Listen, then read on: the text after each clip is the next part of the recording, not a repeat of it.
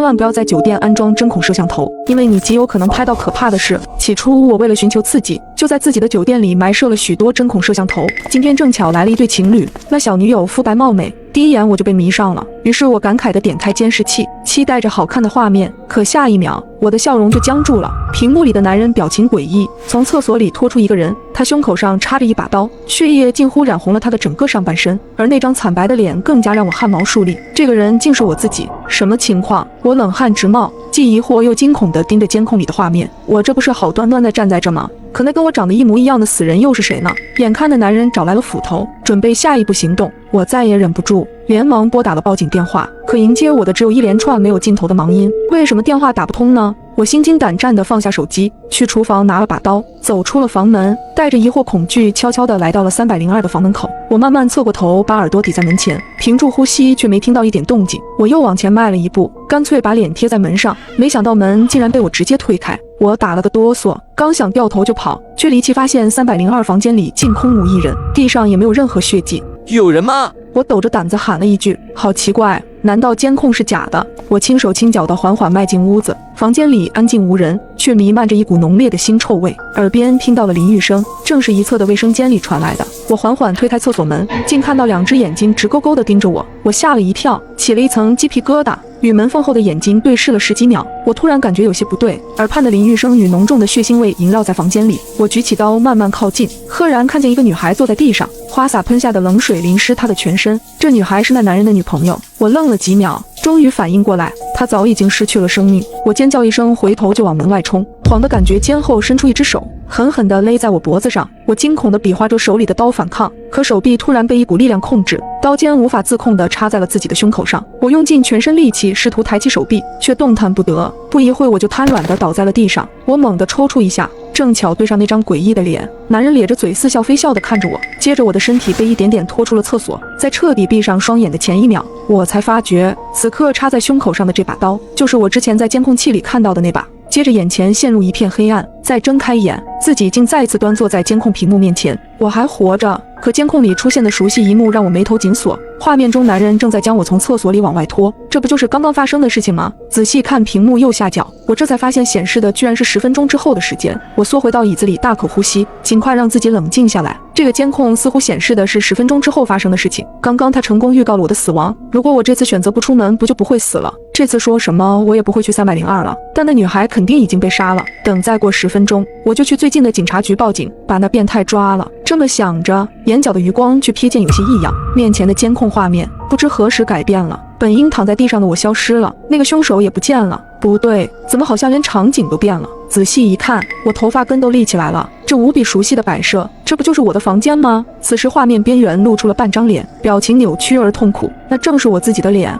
踉跄几步后，监控中的我咚地倒在了地上，怎么又死了？我猛地跑向门口，将房门反锁，眼睛紧盯着猫眼之外的走廊。按照监控显示的，凶手现在应该已经上楼来找我了，只要把他堵在门外，我就能活。时间1分1秒地走过，我大气不敢出，死死注视着门外，看了一眼钟表，已经过去9分钟了，离死期还有1分钟。不对呀，按照预告，我应该已经和凶手遭遇了呀，但是他现在都还没上楼，已经来不及了。难道监控有错，或者我已经成功改写死局了？突然我猛地意识到另一个极为恐怖的可能，我僵硬地缓缓回过头，看见面前的床下慢慢伸出2只手，那男人从床下迅速爬出来，他握着一把工具锤。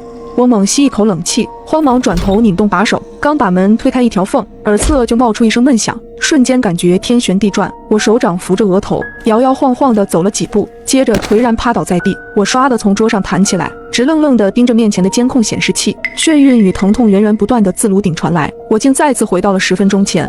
凌晨发消息，我从猫眼看到楼道有个拿着刀的杀人狂正在疯狂杀人，他察觉到我了，他要进来了。我急忙告诫他，无论如何都不要开门，等我过来。就在我仓促赶过去的途中，他又发了3条消息。你真过来了？我开玩笑的，你不会当真了吧？歇歇，根本没什么杀人狂，我逗你的，快回去吧。这会我已经打上了车，一路提心吊胆。看到他发的消息，我有些情绪，差点被你吓死，下次你早说呀。女友倒是轻描淡写，谁知道你会真的过来啊？我就是闹着玩的，怎么你不会生气了吧？歇歇。我无奈，没事就好，就是下次不要开这种玩笑了，大晚上的有点吓人。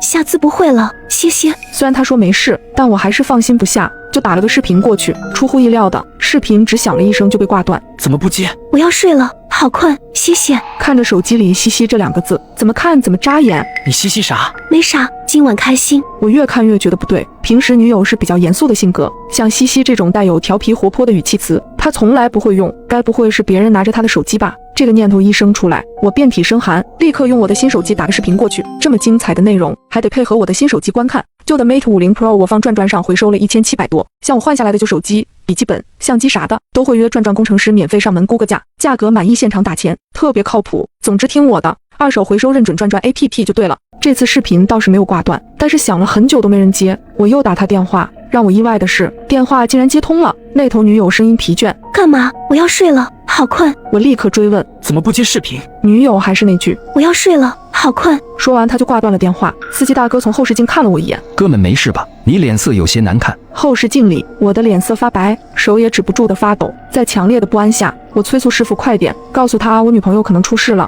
司机也不敢怠慢，匆忙往那赶。我给女友发消息：“你说句话。”女友这次回得很快，直接发了条语音过来：“说什么？我要睡了，好困。”听到她的声音，我长出口气：“没，刚你不是说有个杀人狂吗？拿刀在你门口，你还看到他杀人了，说的那么吓人。”女友打字：“都说了是吓唬你的，逗你的，一点都不好笑。”女友那边又没消息了，我总觉得她奇怪，可刚才打电话她确实是接了，难道是被胁迫的？那个拿刀的杀人狂闯了进去，威胁她不能乱说话，所以她才会说要睡了。一旦她不听话，那个杀人狂就会杀了她。可能我给她打电话的时候，那个杀人狂的刀就架在她脖子上。就在我悚然之际，女友再次发消息过来：“我要睡了，好困，你回去吧。”我正要打字，消息又弹出：“谢谢。”又是西西，我都要被这2个字搞疯了。来的路上我已经报了警，这回我更笃定女友出事，便再次拨打了报警电话。接线员说他们已经派警员过去了，大概25分钟就会到小区。我问司机：“我们还有多久能到？”司机无奈地指了指前面：“高架出车祸了，得一阵了。”我心焦不已，再次给女友弹了视频过去。视频在响了10多声后被挂断。让我看看你，我到你楼下了，不然我就上去了。我说完这句话，女友那头显示正在输入中，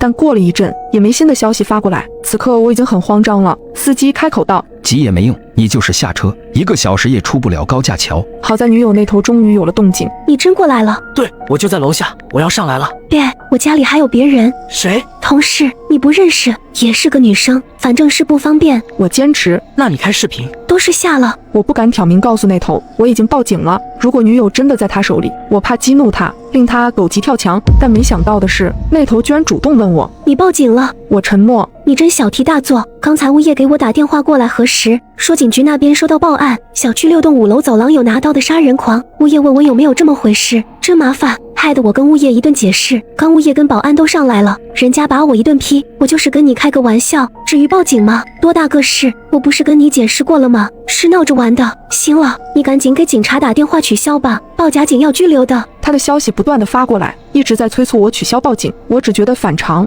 也愈发心慌。女友又说了一句：“神经，不知道有什么好怕的，拿刀的杀人狂，这是法治社会，你不觉得荒诞吗？瞧把你吓的。”在说完这句话后，我手机嗡的一声震动起来，是女友打视频过来了。龙猫眼看到楼道有个拿着刀的杀人狂正在疯狂杀人，他察觉到我了。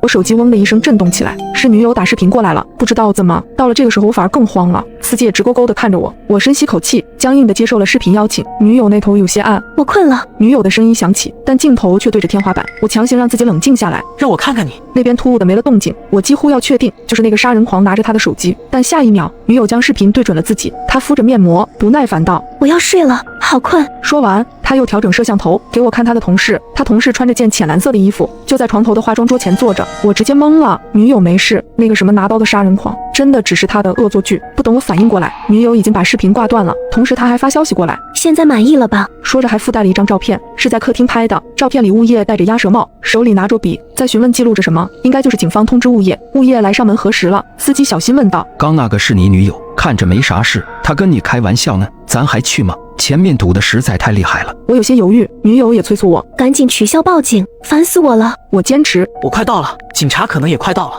这事可大可小，我还是当面跟人家警官解释一下吧。”他没有立刻回我消息，在间隔了半分钟后，他恶狠狠道：“你敢过来试试？”我愣住，也就在这时，手机又响了一下，是女友妹妹小乔发来的信息：“哟，你到了吗？我感到很意外。你也去了？”小乔紧张：“你还没到吗？我姐给我发消息说门外有个拿刀的杀人狂，我马上就过来了。我错愕，女友不是说是玩笑吗？怎么弄得小乔都去了？他也跟小乔搞这种恶作剧吗？小乔追问。你怎么还没到？你比我近啊，你不会没来吧？我赶忙回复，我在高架这儿堵住了。小乔焦急，你快点吧，我姐真出事了。我手有些抖。他说是开玩笑的，让我不要过去，说家里有人不方便，还开视频了。他跟我也是这么说的，说那是个玩笑，那个杀人狂根本不存在，他让我不要过去。我激动，还不让你报警，对不对？对，他跟你说了一样的话是吧？他一定出事了。你怎么判断出来的？小乔郑重道。因为之前我们有过一个暗号，一旦收到这个暗号，就说明遇到了生命危险。什么暗号？小乔慌乱地打出一行字。我要睡了，好困。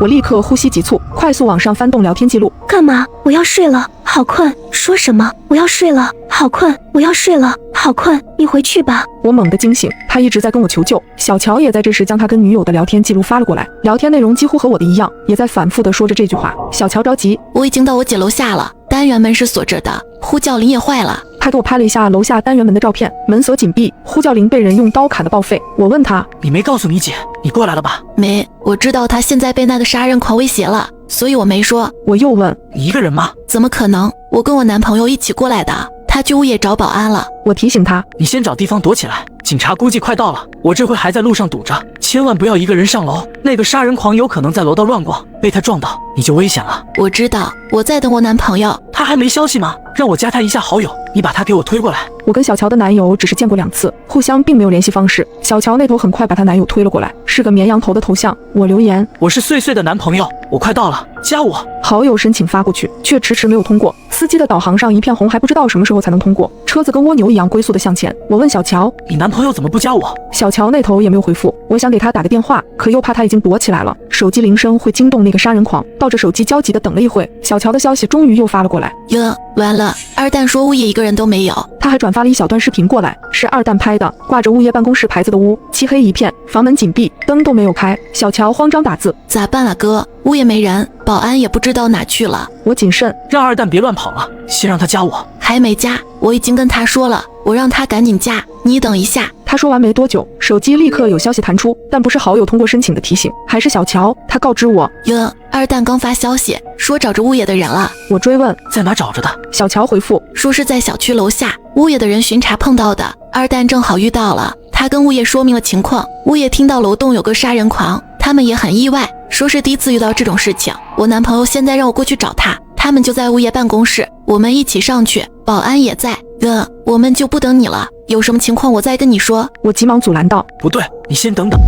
深夜12点加班时，我们突然收到了一条短信，有杀人狂进入大楼，请不要擅自下楼。发件人是个陌生号码，一时间大家都愣了愣。坐在我旁边的王哥率先笑出来，这是谁搞的恶作剧？就想让咱继续加班是吧？他伸了个懒腰，不管了，我要回家了。王哥拎包下班，然而40分钟后，一个叫小美的女孩冷不丁地说，不对，王哥为什么还在附近？他刚刚想用蓝牙给旁边的同事传文件，结果搜索附近可共享的人时，发现了一个老王，这是王哥的手机。小美的神色变得不安。王哥不是40分钟前就下班了吗？按理说他现在应该要么在回家的路上，要么已经到家了，但此刻按照蓝牙的搜索距离，他甚至没有离开我们这个楼层。联想到刚刚那条短信，大家的脸色开始变得有点不好看。有人说，会不会是去厕所了？老板刚从厕所回来，厕所没人，不知道是谁开了个不合时宜的玩笑。不会那个进来的杀人狂就是王哥吧？现在就藏在暗处，准备杀了我们。一个身穿棒球衣的高大男孩立刻接话，王哥是杀人狂，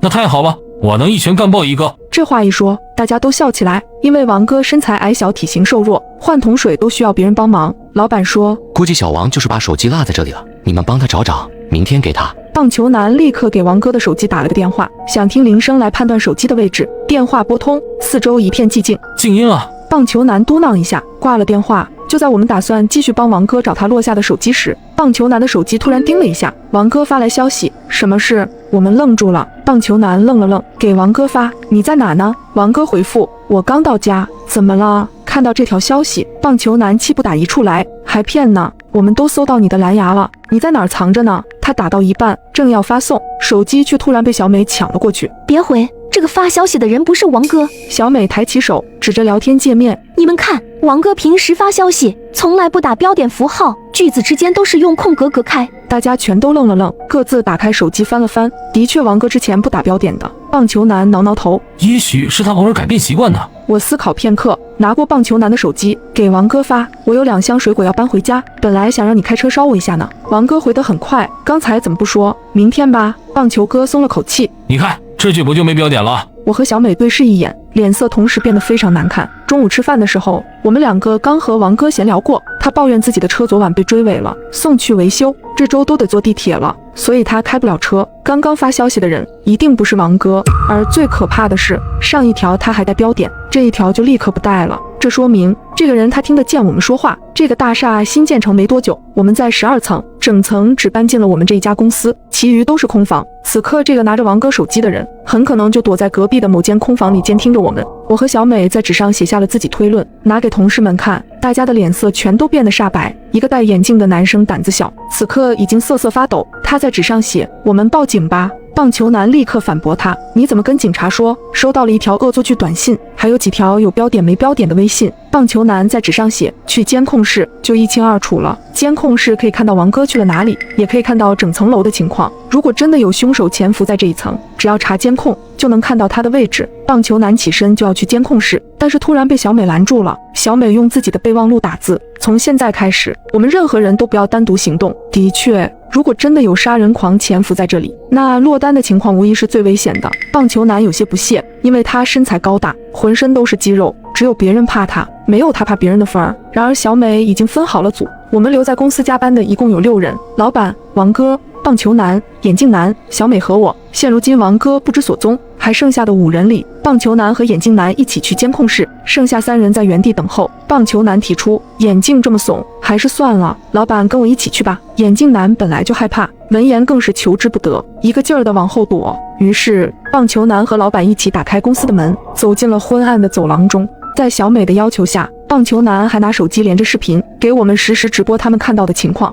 走廊里黑沉沉的，我们的办公室在最北端，监控室则在最南端。过去需要穿过整条走廊，在经过楼梯间和电梯间的时候，老板和棒球哥都查看了一下，不查看不要紧，一查看，我们的心同时跌落谷底。电梯停运了，显示板上一片漆黑，而楼梯间的大门则被关上了，门上挂着一把铁锁。我和小美对视一眼，同时掏出手机报警。然而不管我们怎么拨，手机里都只传来嘟嘟的占线声。我又试着发了几条微信，我能够将消息发送给小美，但是当我试图发给外面的朋友时，消息就始终显示正在发送的圆圈，有信号屏蔽器。小美倒吸一口冷气，这个人做了非常充分的准备。老板和棒球男终于到达了监控室，从视频连线中，我们也能看到监控的整个画面。眼镜男几乎是无法抑制地发出了一声惨叫。王哥，那是王哥，王哥已经死了。他倒下的位置离监控摄像头很近，而他的位置就在我们隔壁的空屋，与我们只有1墙之隔。尸体已经找到了，那么凶手呢？监控室中几十个显示画面中全都空空荡荡，整层楼除了死去的王哥和我们5个外，并没有别人。也就是说，要么这个杀人狂是个鬼魂，要么杀王哥的人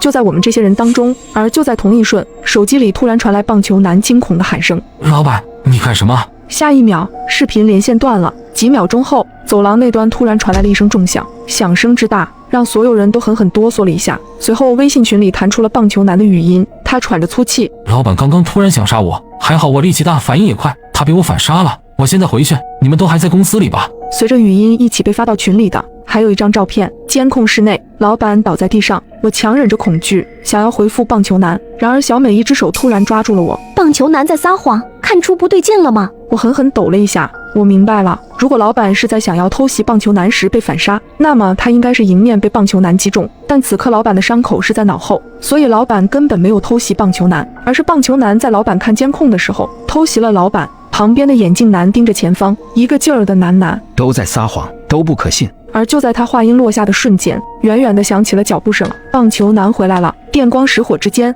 眼镜男突然打开门，把我推了出去。小美发出一声尖叫：你干什么？小美想要后退，然而已经晚了。眼镜男将她也推出了房间。接着，眼镜男重新锁了门。安全了，这样我就安全了。眼镜男隔着玻璃冲我们露出神经质的笑容。来不及了，小美拉过我。他不会给我们开门的。我浑身发软，而下一瞬，棒球男的身影已经出现在了走廊的远处，他的手中拿着一根棒球棍。你们怎么出来了？黑暗中，棒球男问我们：你们为什么在发抖？是害怕我吗？他露出牙齿笑了笑：有什么好怕的呢？你们又不是老板。他扬起了手中的球棍。所以啊，我不会让你们死得那么难看。小美推了我一把，快跑，我们分开跑！我转身不要命地朝前跑去，下一秒我便听见棒球男也跑了起来。他的猎物是我还是小美？我穿过整层大厦跑到了最南面，监控室门敞开着，地上躺着的是老板。远处突然传来了一声钝器的重击声，伴随着女人撕心裂肺的惨叫，我的心骤然跌进了谷底。是小美被眼镜男抓住了吗？随后脚步声再度响起，他现在来杀我了，躲不过去，根本躲不过去，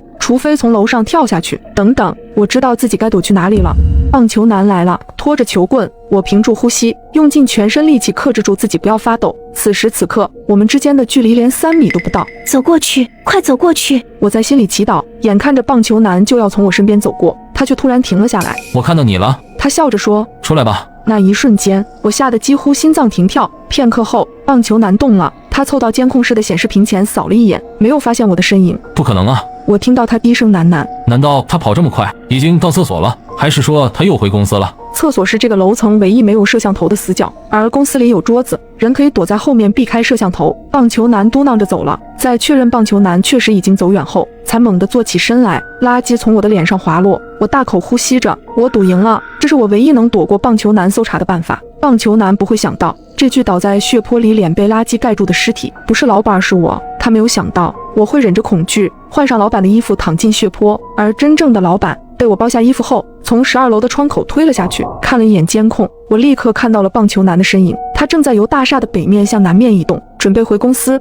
而最南面，也就是我们的公司里，眼镜男正在试图把毛毯系在一起，变成一条绳索。我心里一动，眼镜男想跳窗，只要他能到第11层，就可以从窗户进去，然后从第11层逃生。我也必须想办法离开这一层。平缓了一下呼吸，我走出了监控室。路过楼梯间的时候，我再次试着推了推门，还是不行。2道门中间挂着一把 U 型锁，顶多只能推开不到10厘米的缝隙，人根本无法从中穿过。等等，这把锁很熟悉，我想了起来，这把锁是王哥买的。老板说公司的大门最好再加1道防护，于是王哥就下单了这种最传统的 U 型锁，今天早上才到货。为什么王哥的锁会出现在这里？难道这层楼门是王哥所住的？或许自己应该去检查一下王哥的尸体。我悄悄潜回了大厦的南面，远远的我看到了棒球男的身影，他站在我们公司的门口，望着玻璃门内。下一秒，棒球男举起了球棍，砸在玻璃门上，一下再一下。棒球男没有看见我，他的注意力正在被门内的眼镜男吸引。你宁愿掉下去摔死，也不愿意死在我手里吗？